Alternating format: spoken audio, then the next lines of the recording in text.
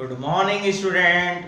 शुरू करते हैं आज की क्लास। सब्जेक्ट बही खाता तथा लेखा शास्त्र और बही खाता तथा लेखा शास्त्र में आज एक महत्वपूर्ण चैप्टर कंपनी के लेखों में अंश की शुरुआत करते हैं।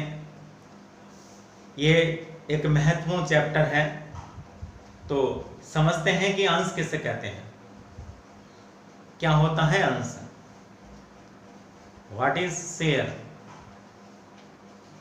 प्यारे बच्चों, सरल और स्पष्ट शब्दों में अंश का शाब्दिक अर्थ है हिस्सा या भाग, अर्थात अंश पूंजी के भाग को, अंश पूंजी के हिस्से को अंश कहा जाता है। कंपनी की जो पूंजी होती है, कंपनी की अंश पूंजी छोटे छोटे हिस्सों में बटी होती है, छोटे छोटे भाग में बटी होती है, छोटी छोटी इकाइयों में बटी होती है, और उस भाग को, उस हिस्से को, उस इकाई को हम अंश कहते हैं। अंश पूंजी को प्राप्त करने का एक साधन है। अधिकांश कंपनियां अपनी पूंजी अंशों के माध्यम से प्राप्त करती हैं। सार्वजनिक कंपनी अंशों को जनता में निर्गमित करती है, जनता अंशों को क्रय करती है। जो व्यक्ति अंशों को क्रय करते हैं वो कंपनी के अंशधारी कहलाते हैं।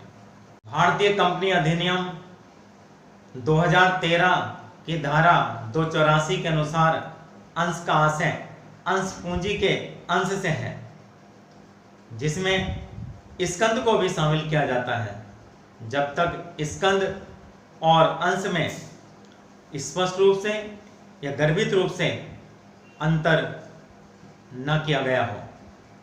प्यारे बच्चों, इस प्रकार अंश से आशय अंश पूंजी के भाग से है, अंश पूंजी के हिस्से से है, अंश पूंजी की एक इकाई से है। अंश पूंजी को प्राप्त करने का एक साधन है।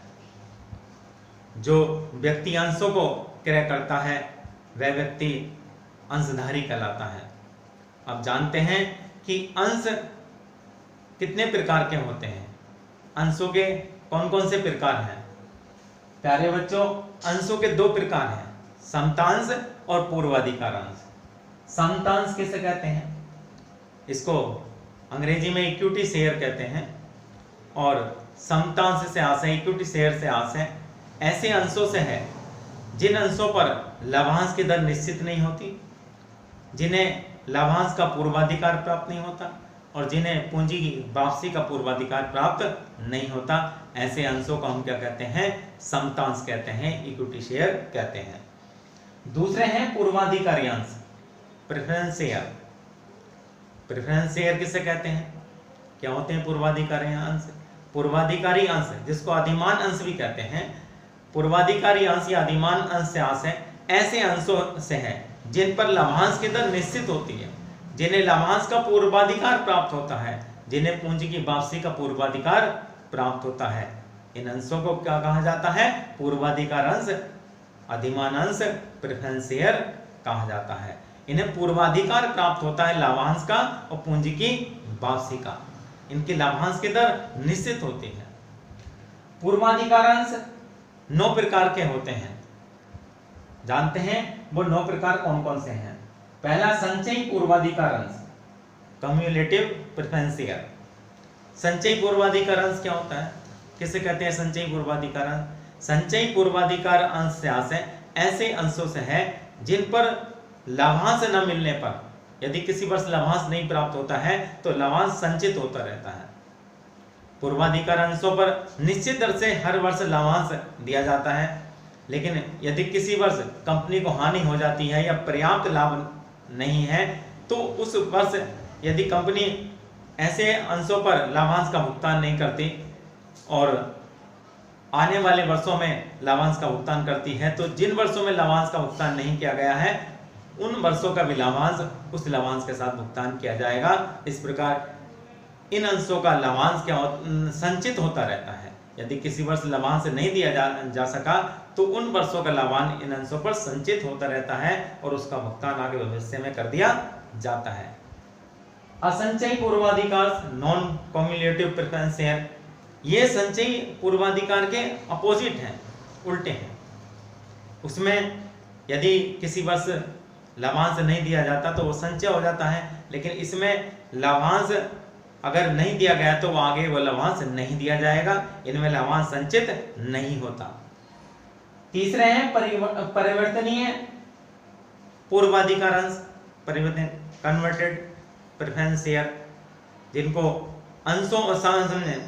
समतांशों में बदला जा सकता है, उन्हें परिवर्तनीय पूर्वाधिकार अंश कहते हैं। एक निश्चित समय में जिनको समतांशों में बदला जा सकता है उन अंशों को क्या कहा जाता है? परिवर्तनीय पूर्वाधिकार अंश कहा जाता है। और चौथे हैं अपरिवर्तनीय पूर्वाधिकार अंश, नॉन कन्वर्टेड प्रेफरेंस शेयर। ये ऐसे पूर्वाधिकारी अंश हैं जिनको समतांशों में परिवर्तन नहीं किया जा सकता। परिवर्तनीय को समतांशों में परिवर्तन किया जा सकता है, अपरिवर्तनीय ये इसके अपोजिट है, इनको समतांशों में परिवर्तन नहीं कर सकते। सौदीय रिडेमेबल प्रेफरेंस शेयर, सौदीय पूर्वाधिकार अंश जिनका कंपनी जीवन काल में भुगतान करती है, उन अंशों को हम सौदीय पूर्वाधिकार अंश या विमोचनशील पूर्वाधिकार अंश कहते हैं।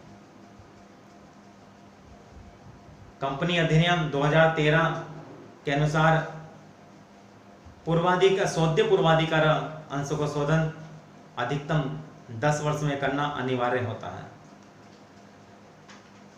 और छठा है असोध्य, ये इसके अपोजिट है। असोध्य पूर्वाधिकार अंश है जिनका जीवन काल में भुगतान नहीं किया जा सकता, उनको असोध्य इरेडेमेबल प्रेफरेंस शेयर कहते हैं। सौदे का भुगतान जीवन काल में किया जा सकता है, 5 साल बाद, 10 साल बाद, लेकिन असौदे का भुगतान कंपनी जब विकसित होती है, जब समापन होता है तभी किया जाता है। लेकिन वर्तमान कंपनी अधिनियम 2013 के अनुसार अब भारत में असौदे पूर्वाधिकार अंशों का निर्गमन नहीं किया जा सकता, और जो असौदे पूर्वाधिकार अंश निर्गमित किया जा चुके हैं, इस अधिनियम के लागू होने से, 2013 के लागू होने से 5 वर्ष के अंदर इनका शोधन किया जाना अनिवार्य है। भागयुक्त पूर्वाधिकार अंश और अभागयुक्त पूर्वाधिकार अंश, पार्टिसिपेटिंग प्रेफरेंस शेयर। भागयुक्त पूर्वाधिकार अंश, भागयुक्त पूर्वाधिकार अंश से ऐसे पूर्वाधिकार अंशों से हैं जिनको अतिरिक्त लाभ पाने का भी अधिकार होता है। पूर्वाधिकार अंशों पर एक निश्चित दर से लाभांश दिया जाता है, लेकिन कंपनी को जब अधिक लाभ होता है तो ऐसे अंशों को उस अधिक लाभ में हिस्सा पाने का अधिकार प्राप्त होता है। अभागयुक्त पूर्वाधिकार अंश, non participating preference share. Non participating preference share कौन से होते हैं? ये इसके अपोजिट है। यदि कंपनी को अधिक लाभ होता है तो इन्हें अधिक लाभ में हिस्सा पाने का अधिकार नहीं होता, इन्हें केवल निश्चित दर से लाभांश पाने का अधिकार होता है। और नवा है प्रत्याभूतित पूर्वाधिकार अंश, guaranteed preference share, guaranteed preference share. प्रत्याभूतित पूर्वाधिकार अंश क्या होते हैं? ऐसे पूर्वाधिकार अंश जिन पर निश्चित दर से लाभांश की गारंटी होती है, उन्हें प्रत्याभूतित पूर्वाधिकार अंश कहा जाता है। इन अंशों पर गारंटी होती है कि उनको निश्चित दर से भविष्य में लाभांश मिलता रहेगा। तो प्यारे बच्चों, ये अंशों के प्रकार थे। आज आपको अच्छी तरह से समझ में आ गया होगा कि अंश किसे कहते हैं और अंशों के कौन कौन से प्रकार होते हैं। धन्यवाद।